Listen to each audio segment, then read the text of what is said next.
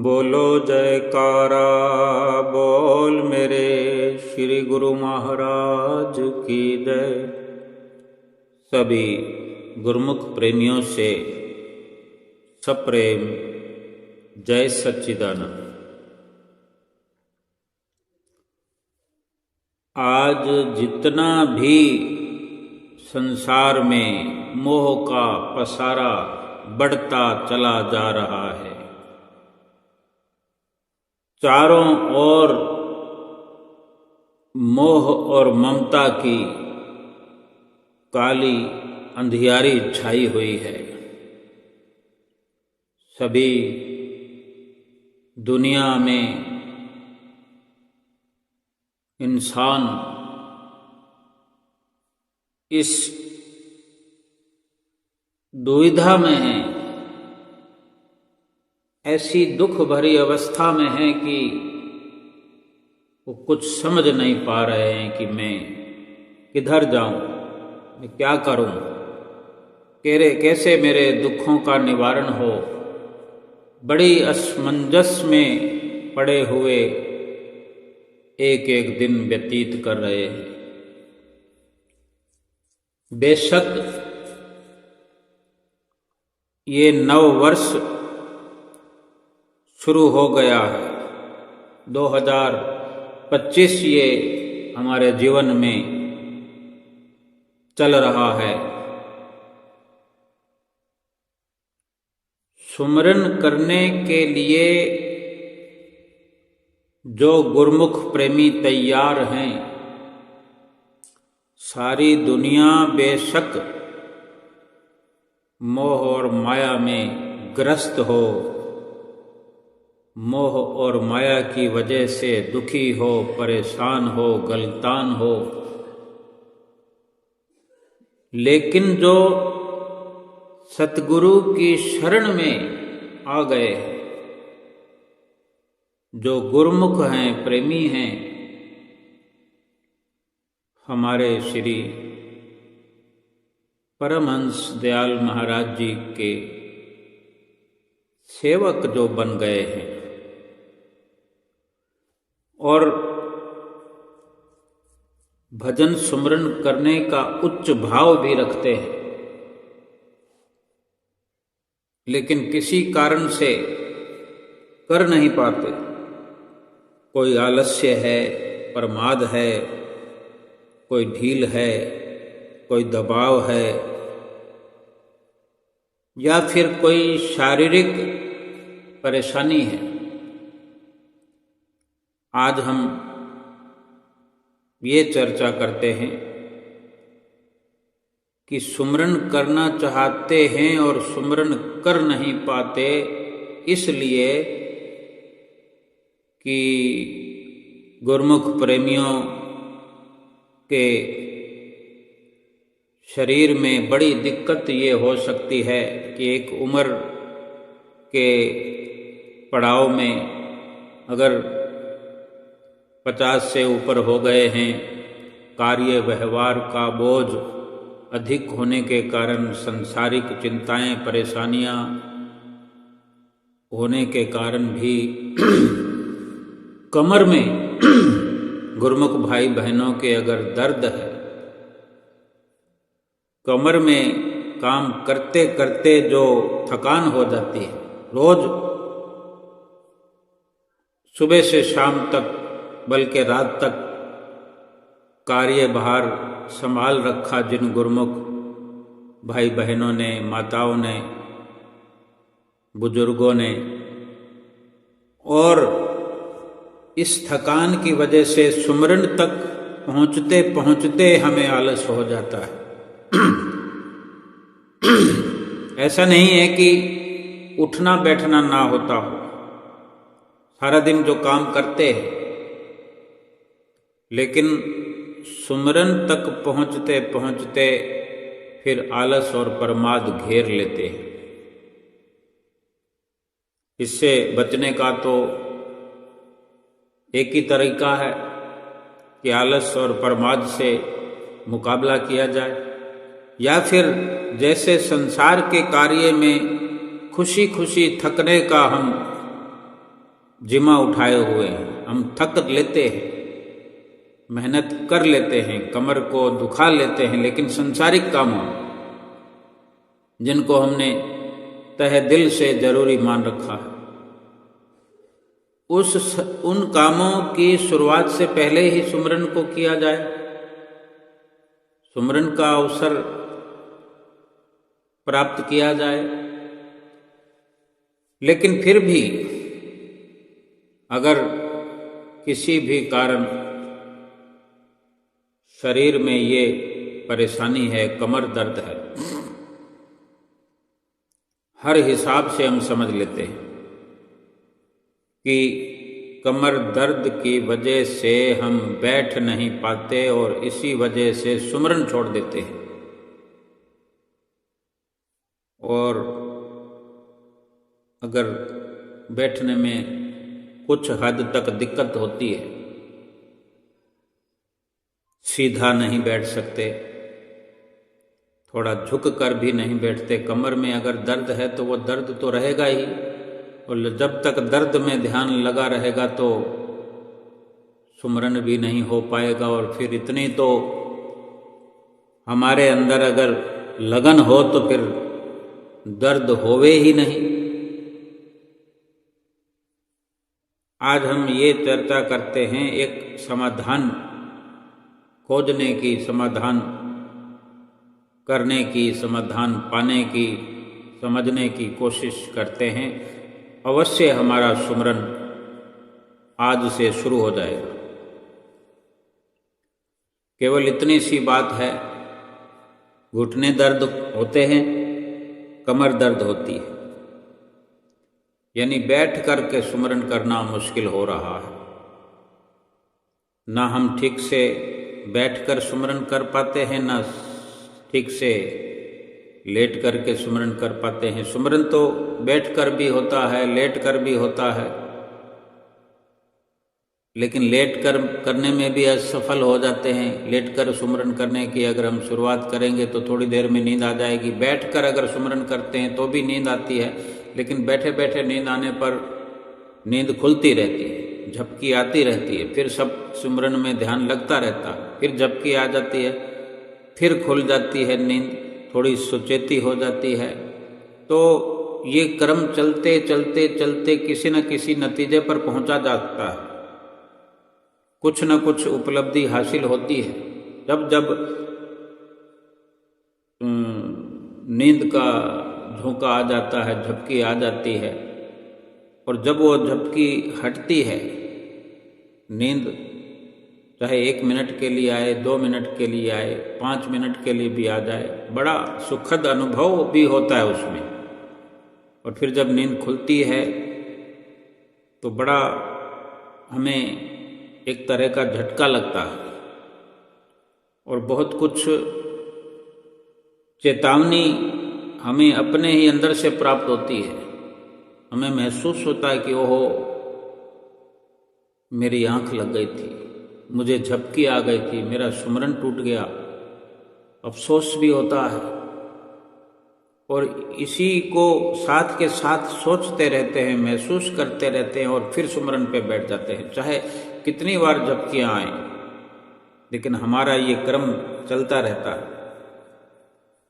अब रही बात कमर के दर्द की, तो बहुत से गुरुमुख भाई बहन इसमें सफलता प्राप्त कर सकते हैं, क्योंकि दर्द होने की वजह से, थोड़ी बहुत दिक्कत होने से अपना पूरा इरादा हम भजन सुमरन करने का कैंसिल कर देते हैं। भाव कहने का है कि आधा लेटकर और आधा बैठकर बड़ी कुशलता पूर्वक सुमिरन किया जा सकता है। अगर किसी को डॉक्टर ने बिल्कुल भी हिलना डुलना बंद कर दिया हो, मना कर दिया हो, उसके लिए तो डॉक्टर की सलाह बेशक जरूरी है कि वो सोकर ही, लेट कर ही करे। लेकिन एक नॉर्मली बैठने से कमर दर्द होती है, बहुत से ज़रूरी काम हम करते भी हैं, लेकिन ये काम हम इतना ज़रूरी नहीं समझते, इसलिए इसमें लापरवाही हो जाती है। तो इसका समाधान हम ये कर रहे हैं।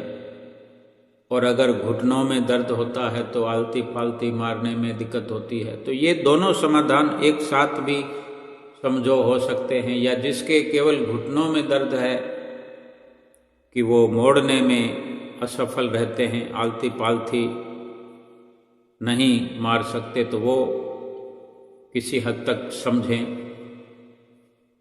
कहने का मतलब है कि नीचे बैठने की तो बात ही नहीं है। अभी ऐसा अधिकतर होता है कि बेड पर, तख्त पोष पर, चारपाई पर ही भजन सुमरन हुआ करता है। नीचे फर्श पर बैठने वाले फर्श पर बैठकर भी बखूबी भजन सुमरन किया करते हैं। बड़े सुंदर ऐसे गुरुमुख प्रेमियों ने, भाई बहनों ने धरती पर ही अपने आसन बनाए हुए हैं, गलीचे बिछाए हुए हैं, या दरी बिछाई हुई है, या कोई गद्दा बिछाया हुआ है, और वहीं पर रोज का एक नियमित स्थान है, उसका एक अलग आनंद है।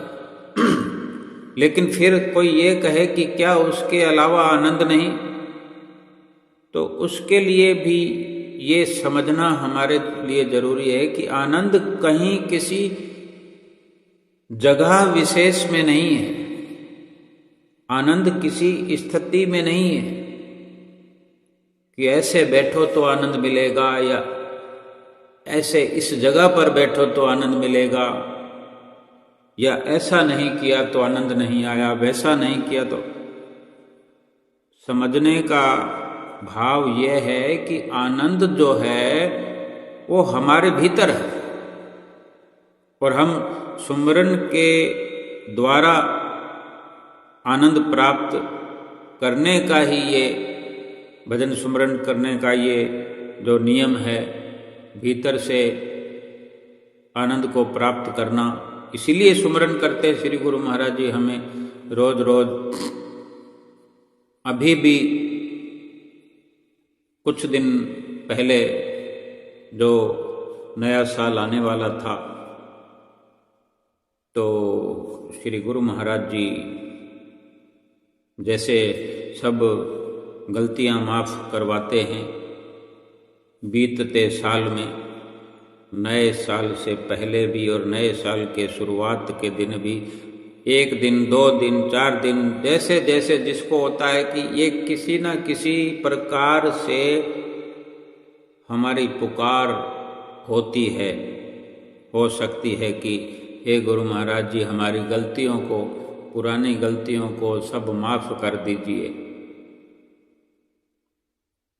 तो ये गलतियां माफ़ करवाने का गुरुमुख प्रेमियों का जब श्री गुरु महाराज जी के चरणों में प्रार्थना हुई, तो श्री गुरु महाराज जी ने वचन फरमाए कि सारी गलतियां माफ़ कर दी जाएंगी, सारी गलतियां माफ़ हैं, लेकिन 2 घंटे सुमरन जो करने के लिए आपको कहा गया है, अगर सुमरन नहीं करते हो, जो सुमरन नहीं करता है, या जिसने बीते समय में, बीते वर्ष में सुमरन नहीं किया है, वो गलती माफ़ नहीं होगी। तो हम ये समझ सकते हैं, विचार कर सकते हैं कि कितना जरूरी ये सुमरन करवाने का मिशन है श्री गुरु महाराज जी का। श्री गुरु महाराज जी ने फरमाया कि सुमरन करने के लिए जो हिदायत आप लोगों को दी जाती है, ये श्री परमहंस दयाल महाराज जी की अपनी निजी मौज से आपको ये उनका संदेश सुनाया जाता है, और वो धुर दरगाही वचन है, धुर दरगाही मौज है उनकी, और फिर ये हम समझें कि भजन सुमरन किसके लिए करते हैं हम? अपने लिए, गुरु महाराज जी के लिए नहीं करते हम कि हम गुरु महाराज जी को सुखी बना रहे। हाँ, गुरु महाराज जी को हम निश्चिंत अवश्य करते हैं, क्योंकि उनको खुशी होती है, वो हमें अपना समझते हैं, हम उनके अपने हैं। और ये अलग बात है कि वो भी हमें अपने लगने लग जाएं, हम भी उनको अपना समझें। समझते हैं कि नहीं, ये तो हम जानते हैं। अब हम स्वयं विचार करें कि हम गुरु महाराज जी को कितना अपना समझते हैं। अगर अपना समझते हैं तो फिर उनकी जो मौज है, उनकी जो वाणी है, जो उनकी वचन है, उनको मानना कितना जरूरी हो जाता हमारे लिए। इसमें कोई बहाना बनाए, भला बहाना आज तो हम बना लेंगे, गुरु महाराज जी को सुना लेंगे, गुरु महाराज जी तो सुन लेंगे, वो बड़े दयालु हैं। कुछ भी हम जाकर कहते हैं वो हमें पलट कर हमारे शब्दों के अनुसार कभी जवाब नहीं देते, केवल देखते रहते हैं, मुस्कुरा देते हैं, अंदर अंदर से हमें प्रेरित करते रहते हैं, लेकिन हमें कोई ऐसी बात नहीं कहते, कोई ऐसा वचन नहीं करते। लेकिन सुमरन की बात पर फिर भी सख्ताई से, सख्त लहजे में फरमा देते हैं कि सुमरन अगर नहीं होता तो फिर क्या 84 लाख योनियां भुगत पाओगे, इतने करोड़ों जन्मों का भार सहन कर पाओगे? यानी वो भी उनको बड़ा दर्द होता है तभी कहते हैं। बाकी तो अनेकों ऐसे काम हम करते हैं, ऐसे पाप कर जाते हैं, ऐसे गुनाह कर जाते हैं, गुरु महाराज जी किसी के लिए जतलाते नहीं हमें। तो क्या वो जानते नहीं हैं हम पल पल में क्या कर रहे हैं? क्या गुरु महाराज जी नहीं जानते हैं? सब कुछ जानते हैं। बहुत पहले की श्री दूसरी पातशाही गुरु महाराज जी की एक मधुर लीला है कि एक दिन एक भगत जी श्री दूसरी पातशाही जी के श्री चरणों में हाजिर हुआ, नया नया आया। उस वक़्त बहुत कम संगत हुआ करती थी। ये टेरी, लकी मरवत, कृष्ण द्वारा जब वहाँ ये शुरुआत हुई सत्संग का प्रचार करने की, श्री आनंदपुर धाम की रचना से पहले की ये लीला है, तो बड़ी सादगी का यूं तो वक्त होता था। सादा लिबास, सादा विचार और सादगी के पसंद करने वाले लोग हुआ करते थे। लेकिन फिर भी ये समझने की बात है, वो व्यक्ति जो भक्त बन कर के श्री गुरु महाराज जी के चरणों में आया और श्री गुरु महाराज जी से नाम की दीक्षा लेकर, यानी दीक्षित होकर के फिर वो सेवा करने लगा श्री दरबार में, वहाँ आश्रम पर। और लंगर के सामान वगैरह खरीदने की तो जो जिम्मेदारी थी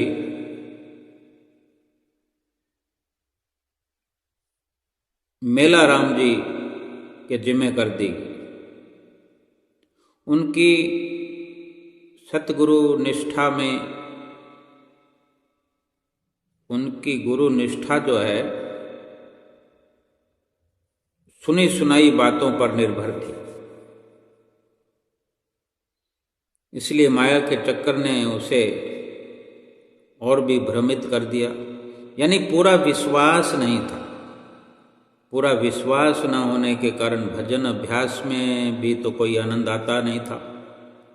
वो मन ही मन सोचने लगा कि 4 दिन इस स्थान को छोड़कर व्यापार करके जीवन निर्वाह किया जाए। तो मंजिल और लक्ष्य बदल लिया उसने। कहाँ भक्ति और परमार्थ मंजिल था,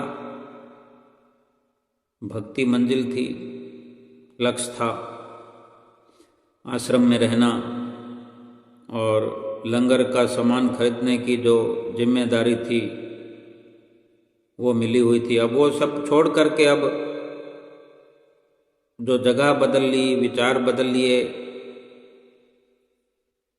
तो काम भी बदल गया, साधन और काम भी बदल गया। अब जीवन का लक्ष्य परमार्थ का तो रहा नहीं, क्योंकि परमार्थ के रास्ते से तो हट गए। पहले दिल लगता नहीं था और अब बिल्कुल हट गए। अब तो केवल स्वार्थ ही स्वार्थ रह गया था। तो वो बाजार जाता तो सैकड़ों माल खरीदता, है वो वहीं उस काम में लगा हुआ है, लेकिन अब वो सामान खरीदने में जो अनेकों आइटम खरीद के लाता तो वो खुद भी गोलमाल करने लगा। और उसकी हालांकि चोरी किसी ने पकड़ी नहीं और ना किसी ने जतलाई। इसलिए उसके मन में ये विचार पक्का हो गया कि श्री गुरु महाराज जी को लोग अंतर्यामी कहते हैं। अगर अंतर्यामी होते तो मेरी हेरा फेरी से मुझे जरूर रोकते, मुझे मना करते। तो इसी के चलते एक श्रद्धालु ने बहुत अच्छा घोड़ा ला करके श्री गुरु महाराज जी को अर्पण किया। स्वामी जी ने इस घोड़े को नहलाने और उसकी देखभाल करने का जिम्मा भगत मेलाराम जी को दे दिया। एक दिन मेलाराम घोड़े को नहलाने के लिए चनाव नदी पर ले गया। घोड़ा जो है गहरे पानी में चला गया और फिर नदी में बह गया। मेलाराम रोनी सूरत बना के श्री गुरु महाराज जी के चरणों में हाजिर हुआ। श्री गुरु महाराज ने फरमाया, मेलाराम, उसने कुछ बताया नहीं मेलाराम ने। श्री गुरु महाराज जी ने अपनी मौज से फरमाया, मेलाराम रोता क्यों है, क्या हुआ जो घोड़ा बह गया? तो मेलाराम ने विनती की, महाराज मैंने दरबार को बहुत नुकसान पहुंचाया है। तो श्री गुरु महाराज जी ने फरमाया, ये नुकसान तुमने जानबूझकर नहीं किया, इसलिए रोने से कोई फायदा नहीं। दुख और पश्चाताप तो उस नुकसान पर करो जो तुम जानबूझकर गुरु दरबार का कर रहे हो। श्री गुरु महाराज जी के मुख से ये वचन सुनते ही भगत मेलाराम पर बिजली गिर पड़ी। उसने जितने पाप किए थे उसके सामने आ गए। श्री गुरु महाराज जी के चरण पकड़कर वो बोला, महाप्रभु मुझे क्षमा कर दो, मैं पापी हूँ, गुनाहगार हूँ। तब श्री गुरु महाराज जी ने जो उसने अपने मुंह से अपनी सारी करतूतों को बताया तो श्री गुरु महाराज जी ने अपार कृपा करते हुए उसे क्षमा कर दिया। और अंतर्यामी प्रभु बड़ी दया की भरी हुई नज़र से उसको देखने लगे। और यही एक भाव होता है श्री गुरु महाराज जी का, जब इस प्रकार देखते हैं तो हमें निहाल कर देते हैं, हमें गुनाहों से छुटकारा कर देते हैं। वही मेलाराम था जो किस प्रकार श्री गुरु महाराज जी के आगे आकर हाजिर हुआ, नाम लिया, नाम का दान मिल गया। श्री गुरु महाराज जी ने कितनी बड़ी जिम्मेदारी दे दी, लंगर के लिए सामान खरीदने की जिम्मेदारी उसको दे दी। अब उसका विश्वास पक्का नहीं था, गुरु महाराज जी को गुरु महाराज जी समझता ही नहीं था। लोग कहते हैं, बस ये समझता था कि लोग कहते हैं श्री गुरु महाराज जी अंतर्यामी हैं, ये सुनता था वो। उसकी श्रद्धा अगर थी तो इतनी थी कि बस लोग कहते हैं उन्हीं बातों में वो सुन करके लगा पड़ा था, लेकिन खुद को नहीं यकीन आ रहा था कि मेरे श्री गुरु महाराज जी अंतर्यामी हैं। उसके मन में संदेह था कि अगर श्री गुरु महाराज जी अंतर्यामी होते तो मुझे रोकते, लेकिन श्री गुरु महाराज जी ने बड़ी कृपा करी। वक्त आने पर उसे रोका भी, जतलाया भी कि तुम कितना दरबार का नुकसान कर रहे हो। उसने तो केवल घोड़ा पानी में डूब जाने पर आकर के ये जिक्र भी नहीं किया, और श्री गुरु महाराज जी ने जतला दिया कि घोड़ा गया तो गया, कोई बात नहीं, रोते क्यों हो। और वो कहता है कि मैंने नुकसान कर दिया, घोड़ा बड़ा कीमती था।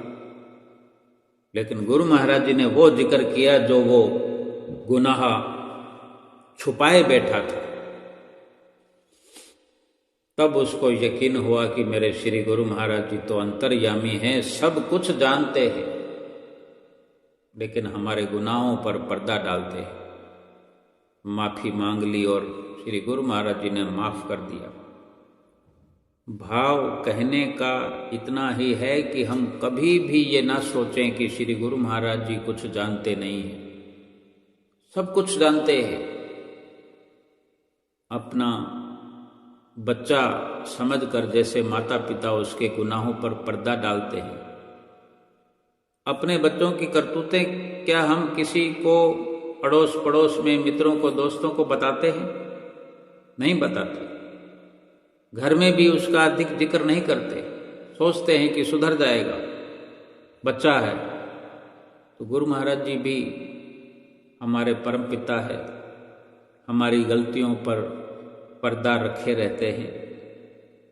कभी विचार नहीं करते कि अगर छोटी मोटी बातें हैं उनसे कोई इतना फर्क नहीं पड़ता,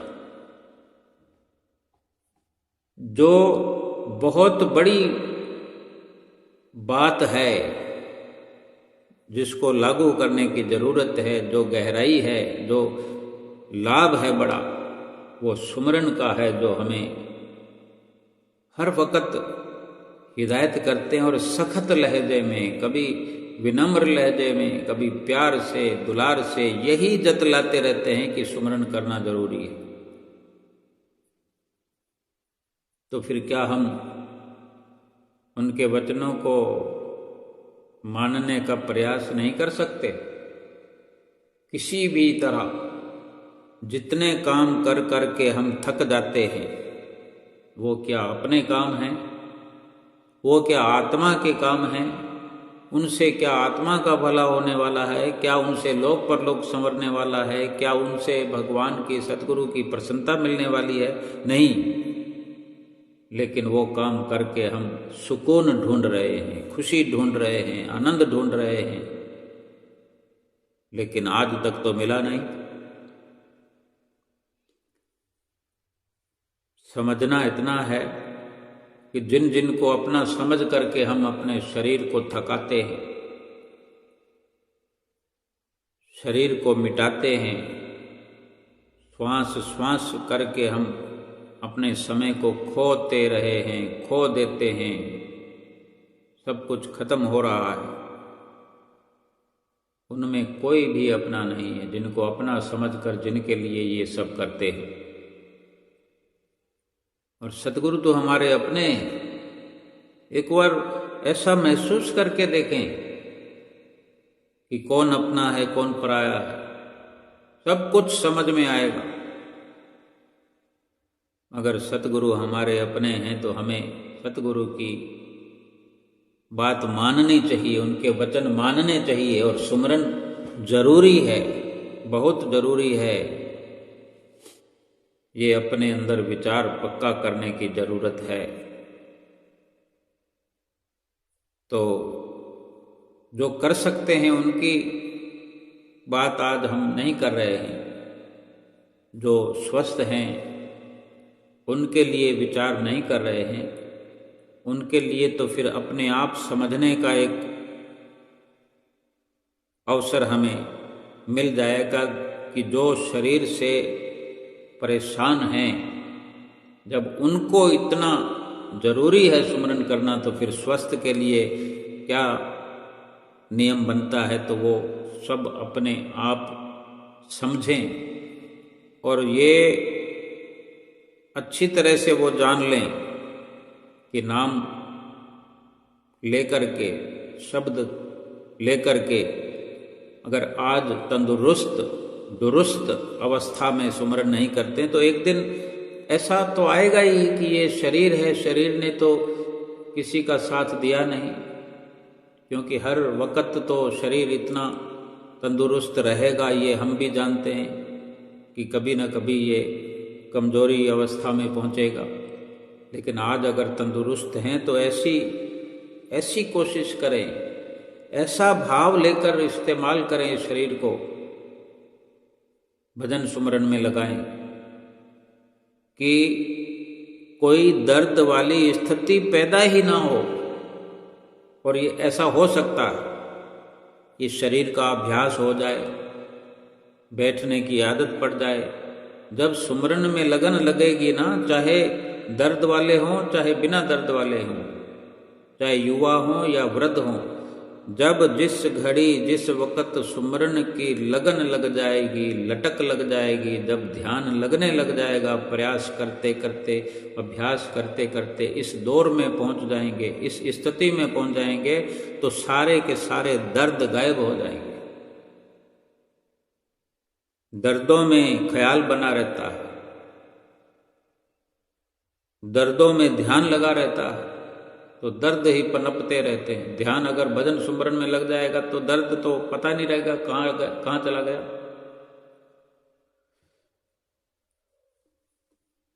जिन्हें घुटनों या कमर की तकलीफ हो या इस वजह से, कमर दर्द की वजह से आधा घंटा भी मुश्किल से बैठ पाते हों, उनके लिए भी है। हर प्रकार से जो जितना अधिक समझ रखने वाला हो उसको अधिक समझने की जरूरत है, और समझ हमारे अंदर भरी पड़ी है। हम किसी को कुछ सिखा नहीं रहे, समझा नहीं रहे, बस केवल एक चर्चा कर रहे हैं, या यूं कहें कि ये श्री गुरु महाराज जी की कोई प्रेरणा है या एक ड्यूटी है, तो यूं समझ कर कि सभी हम मिलजुल करके, या ये कहें कि ऐसा जिक्र करके, ऐसे गुरु महाराज जी के वचनों को याद करके, सुन करके, सुना करके हम अपने आप को याद दिलाने की कोशिश कर रहे हैं। लेकिन किसी भी भाव से समझें, लेकिन सतगुरु के वचनों की अवहेलना ना हो हमसे, इसलिए ये जरूरी बन जाता है। अगर दर्द है तो अब हम विचार अपने अंदर ये पक्का करें कि जैसे बेड पर, पलंग पर हम सोते, आधा लेटकर और आधा बैठ कर के सुमरन कैसे करना है, ताकि घुटनों का भी रख रखाव हो जाए, बचाव हो जाए दर्द बढ़ने से, और कमर का भी दर्द न बढ़े, बचाव हो जाए। फिर इस अवस्था से अगर हम उबरते हैं, हमको ठीक लगने लग जाएगा। 1 महीने में, 2 महीने में, 4 महीने में, 6 महीने में, 15 दिन में, 10 दिन में, 5 दिन में, थोड़ा थोड़ा हमें विश्वास होने लग जाएगा कि हम पहले नहीं बैठ सकते थे, अब बैठ सकते हैं। तो बीच बीच में बैठने का प्रयास करें। 10-20 मिनट आधा लेटकर आधा बैठकर सुमरन करें। उसके बीच में बैठ करके थोड़ा सीधा हो जाए। कोई कहीं जाना थोड़ी है, वहीं का वहीं ये सारा प्रयास करना। टांगों को लंबा कर दिया है हमने, कमर को लगभग बेड पर स्थिर कर दिया है, बैठे नहीं है, कमर को लगा दिया है बेड से, बस कुछ सिराणों का, पिल्लों का 1-2 सिराने जिनका आसरा लेकर के हम सिर को बेड पर नहीं रखना है, जितना सुविधाजनक स्थिति में हम अपने आप को बैठा सके। यानी कमर दर्द है तो कमर के ऊपर का जो आधी कमर से ऊपर का हिस्सा है, कंधे हैं, सिर है, ये सिराने पर, तकिए पर ऐसे सेट किया हो, ऐसे धरा हो कि पूरा धड़ हमारा कमर तक बेड पर लेटा हुआ है। केवल असली चीज क्या है भजन सुमरन की सफलता के लिए? वो तो केवल अंदर से अपने आप को सुमरन से जोड़ना है, नाम से जोड़ना है। ये जो मस्तक है,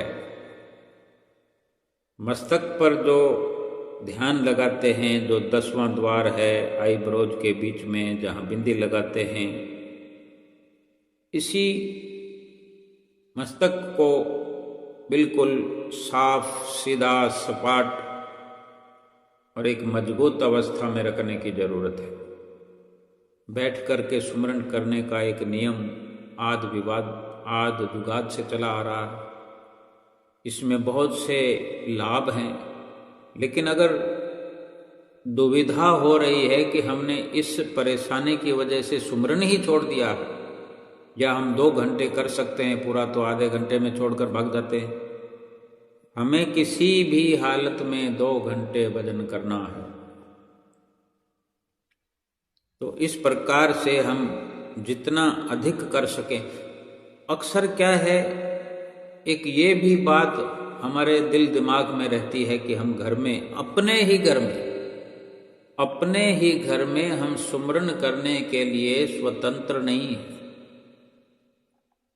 अगर किसी का दबाव है, कोई मना करता है तो वो दूसरी बात है, लेकिन कोई कुछ कहने वाला भी नहीं है। घर का मालिक है, घर की मालकिन है, फिर क्यों स्वतंत्र नहीं है? ये ख्याल हमारे अंदर आता है। भगतानी ये सोचेगी कि भगत जी क्या कहेंगे, भगत जी ये सोचेंगे कि भगतानी क्या कहेगी, या बच्चे क्या कहेंगे। क्या इसी परवाह में हमने सुमरन छोड़ देना है? हम पूरी कोशिश करें। हमने श्री गुरु महाराज जी के मुख को देखना है, श्री गुरु महाराज जी के विचारों को देखना है, श्री गुरु महाराज जी की आज्ञा को देखना है, अपने लोक परलोक को देखना है, अपने 84 लाख योनियों के दर्द को देखना है, अपने शरीर के दर्द से थोड़ा समझौता करके शरीर को भी राहत देनी है, और श्री गुरु महाराज जी के वचनों की भी पालना करनी है, और अपना लोक परलोक भी संवारना। देखो, जब सुमरन किसी भी प्रकार करते हुए, जो बैठ करके आराम से कर सकते हैं, 2 घंटे बैठ सकते हैं, 3 घंटे बैठ सकते हैं, कोई बड़ी आसानी से नहीं कह सकता कि मैं नहीं बैठ सकता, कोई भी नहीं कह सकता। बुजुर्गों की बात अलग है, लेकिन ऐसे हमने खुद ने, सबने देखे होंगे कि 60 साल, 65 साल, 70 साल के हमारे भाई बहन ऐसे हैं जो घंटों बैठे रहते हैं सुमरन में। ना सही संसारिक स्तर पर, कोई दुकान पर बैठा है, कोई कंप्यूटर पर बैठा है, कोई मोबाइल में लगा हुआ है, यानी इतनी ऊर्जा शक्ति है उनमें, लेकिन सुमरन के लिए ये बात कहाँ से निकल कर आ जाती है कि हम तो नहीं बैठ सकते इतना देर, हम एक साथ नहीं कर सकते। तो ये पूरा जवाब जो है ये ठीक नहीं है, सबको सोचना होगा। लेकिन हम आज तो यही जिक्र कर रहे हैं कि जिनको वास्तव में थोड़ा पेन है, दर्द है, तो उसके लिए भी ये सुझाव बहुत मंगलकारी होगा। और जितना प्रयास हम करेंगे, ये यकीन करो कि ये सुमरन जो शुरू होगा, इस नाम की जो कमाई शुरू होगी, ये नाम ही खुद हमारी सारी व्यवस्थाएं करेगा। थोड़ा बहुत जो दर्द होता है ना वो भी ठीक हो जाएगा। ये सब विश्वास करने की जरूरत है। टांगों को लंबा कर दिया हमने, कमर को बेड पर रख दिया है, सिर्फ आधी पीठ, सिर, कंधे, मतलब ये तकियों के सहारे ही पलंग का जो पलंग की टेक होती है, बेड की पीछे की, जिसको आसरा लेकर हम बैठे होते हैं, दीवार के साथ लगा होता है या पलंग के साथ टेक जो बनी होती है, उसी पर जहाँ हम सिराने रखते हैं, एक सिराना बढ़ा दो, एक और बढ़ा दो, कोई आड़ा रख दो, कोई तिरछा रख दो, वो सब अपने ज़रूरत के अनुसार। फिर इस अवस्था में जैसे आप लेट गए, आधे लेटे हुए हैं, आधे बैठे हुए हैं, अब अपना सुमरन शुरू करो। देखो हमने श्वास को शुरू करना है, नाभि से श्वास हमारा चलता है सुमरन के लिए। नाभि वहीं की वहीं है, कंठ वहीं का वहीं है, हृदय वहीं का वहीं है, मस्तक वहीं का वहीं है, कहीं कुछ बदला नहीं है। तो सुमरन करने के लिए कोई ये जरूरी नहीं है कि अगर बैठ कर नहीं कर सकते फिर हमारा सुमरन ही नहीं होगा, हमारा जीवन सफल नहीं होगा, लोक परलोक नहीं संवरेगा, कुछ भी ऐसा नहीं है। हमें आनंद की अनुभूति करनी है। जब तक हम ये यकीन नहीं करेंगे कि आनंद तो हमारे भीतर है और सुमरन हम अपने भीतर बेहतर प्रकार से अंतर्मुखी अपनी सूरत को करते हुए, अंदर ध्यान लगाते हुए, मस्तक पर श्री गुरु महाराज जी का ध्यान लगाएंगे, आंख बंद करेंगे, श्री गुरु महाराज जी को याद करते हुए, श्री गुरु महाराज जी का केवल ध्यान करने मात्र से मस्तक पर आकर के श्री गुरु महाराज जी बैठे हुए ऐसे नजर आएंगे जैसे श्री दर्शन हाल में सिंहासन पर विराजमान होते हैं। ये सब अपने भाव की बात है और फिर ये सिलसिला चलता चला जाएगा। श्वास हम ले रहे हैं, श्वास छोड़ रहे हैं, श्वास ले रहे हैं, धीरे धीरे। कमर तो पलंग पर लगी पड़ी है, हम ऐसा सोच सकते हैं कि हम तो बैठे ही नहीं हैं, हम तो सोए पड़े, सारी रात हम सोते हैं ना। तो अब हम सोए पड़े, हम चाहें तो 4 घंटे इस प्रकार से सो सकते हैं। थोड़ा ऊपर नीचे हो जाएं, थोड़ा बैठने की कोशिश कर लें, थोड़ा पूरा लेट जाएं, तकिए पिल्लो जो लगा रखें एक बार हटा दें, देखें कि आधा घंटा एक साथ करें, फिर आधा घंटा दूसरी पोजीशन में आ जाएं।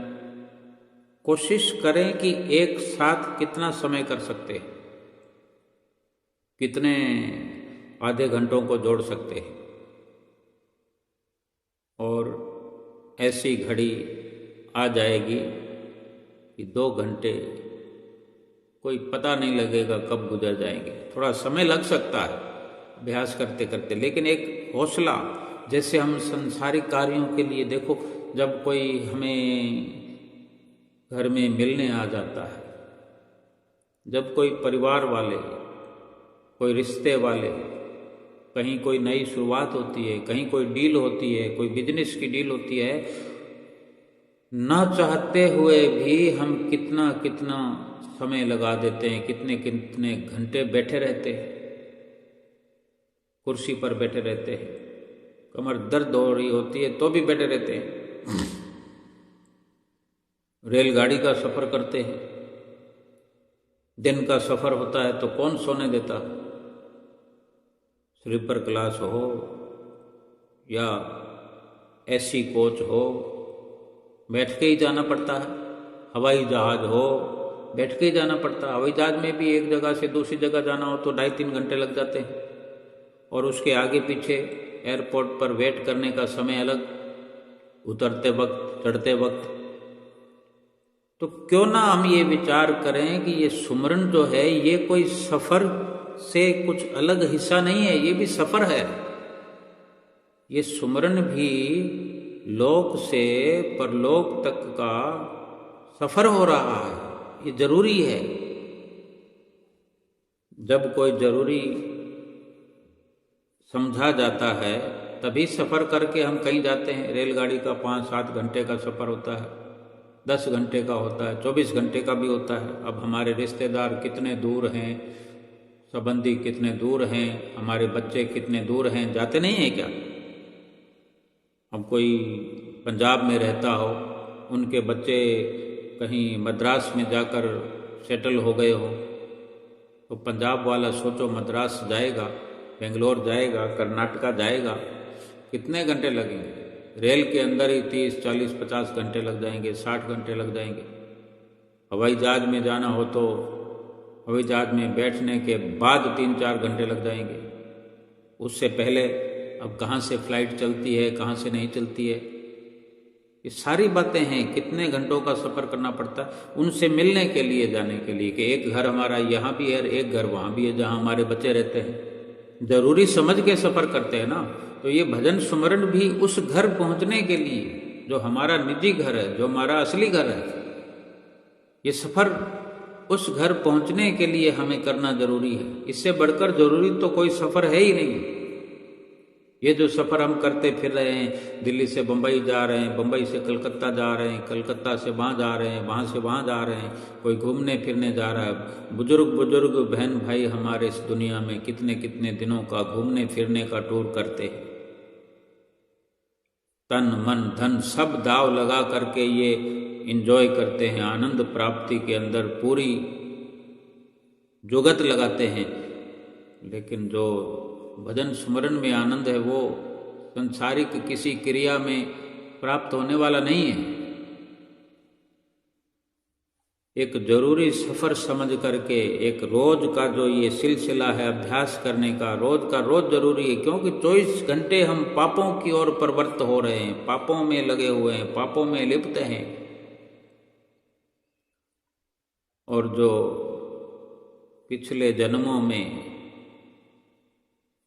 क्या क्या गुनाह करके आए हैं, क्या क्या पाप करके आए हैं, कौन माफ़ी करेगा हमें, कौन माफ़ी देगा हमें, कौन बचाएगा? यही हमारे श्री परमहंस दयाल महाराज जी, जिनका अवतार आज छठे रूप में हमारे सामने है, जो इतना गहराई से हमें कहते हैं। एक बार सोच करके देखो क्यों वो हमें इतना कहते हैं, क्यों समझाते हैं, क्यों बार बार जिक्र करते हैं। अभी कितने दिनों से श्री गुरु महाराज जी इसी हमारी चिंता को निवारण करने में लगे हैं। हमारी कितनी चिंताएं हैं हमें खुद पता नहीं। हमें कोई दुख नहीं है, कोई तकलीफ नहीं है, लेकिन हम ऐसे टूटते हुए नजर आते हैं, बिखरते हुए नजर आते हैं। श्री गुरु महाराज जी हमारे भूत भविष्य वर्तमान की सब कुछ जानने वाले हैं। हर वक्त हम ये ख्याल रखें कि मेरे श्री गुरु महाराज जी को सब पता है। जब सुमरन करने बैठे, आधा लेट कर आधा बैठ कर, श्री गुरु महाराज जी से बड़ा बड़ा स्नेह करते हुए निर्मल मन से, निर्मल भाव से भर करके श्री गुरु महाराज जी का मस्तक पर ध्यान करें। अभी करके देखो, अभी सोच करके देखो। सोचने के लिए कोई अवस्था बनाने की जरूरत नहीं है। हम अभी कहीं नहा रहे हैं, हम तैयार हो रहे हैं, हम दुकान पर पहुंच गए, अपनी नौकरी पर पहुंच गए, हम कंप्यूटर के सामने बैठे हैं, अपनी गाड़ी में बैठे हैं। मन के अंदर एक शीतल सी लहर पैदा करके देखो। श्री गुरु महाराज जी से एक बार जुड़कर देखो। हम किचन में खड़े हैं, हम सोफे पर बैठे हैं। एक बार अंदर से ऐसा शुद्ध निर्मल विचार करके देखो कि श्री गुरु महाराज जी आ गए हैं, श्री गुरु महाराज जी हमें बुला रहे हैं, श्री गुरु महाराज जी हमें समझा रहे हैं, हमें आनंद के भंडार से रूबरू करा रहे हैं। सुमरन का जो हमें कार्य समझाते हैं, युक्ति समझाते हैं, आनंद का भंडार ही तो है। भला हम आज नहीं समझे तो क्या कभी समझेंगे नहीं कि नाम की कमाई क्या है, सुमरन क्या है, भजन अभ्यास क्या है। आधा लेट कर आधा बैठ कर, जिनको कमर दर्द, जिनको घुटने दर्द, बिल्कुल कमर दर्द का एहसास नहीं होगा, घुटने दर्द का एहसास नहीं होगा। और हमारा सुमरन जो है बदस्तूर चलता रहेगा, लगातार सतत प्रयास हमारा जारी रहेगा। 2 घंटे बड़े आराम से निकल जाएंगे। अब हम ये कहेंगे हमारे पास तो समय नहीं है, तो फिर बात दूसरी है। लेकिन कमर दर्द और घुटने दर्द, इसका समाधान तो लगभग निकल गया है, हो गया है। अगर हम इस वजह से दिक्कत में थे या हैं, तो ये समस्या आज से, अभी से ख़त्म है। हम पूरे यकीन के साथ, पूरे दृढ़ विश्वास के साथ बैठ जाए, अपनी जगह निश्चित कर लें और जैसा भी अवसर मिलता है, जो भी समय निर्धारित करते हैं, बड़े प्रेम से, प्यार से, किसी को हाथ जोड़ना पड़े कोई बात नहीं, किसी से मीठा बोलना पड़े कोई बात नहीं, हम सारा दिन लगे रहते हैं कामों में, तो इतना हमें करने से कोई नहीं रोकता सिवाय हमारे मन के। और हम मन के कहने को छोड़ करके श्री गुरु महाराज जी के कहने पर लग करके अपना लोक परलोक तो संवारना है ना, नहीं तो फिर अब हम स्वयं विचार कर सकते हैं। श्री गुरु महाराज जी ने कुछ समय पहले वचन फरमाए सबसे कि सब करोगे करोगे, सब ने हाँ भरते कि फिर श्री गुरु महाराज जी ने धीरे से सबको हंसाया भी और कहा भी कि अगर नहीं करोगे तो फिर भुगतना तो पड़ेगा। इस प्रकार श्री गुरु महाराज जी ने मधुर वचन फरमाए, सभी गुरुमुख प्रेमी हंसने लगे। श्री गुरु महाराज जी किसी भी प्रकार से हमसे सुमरन करवाना चाहते हैं और हम भी किसी भी प्रकार से सुमरन करके छोड़ें, सुमरन अवश्य करें, सुमरन अवश्य करें। सुमरन करने की हद कर दो, यमराज का खाता रद्द कर दो। बोलो जयकारा।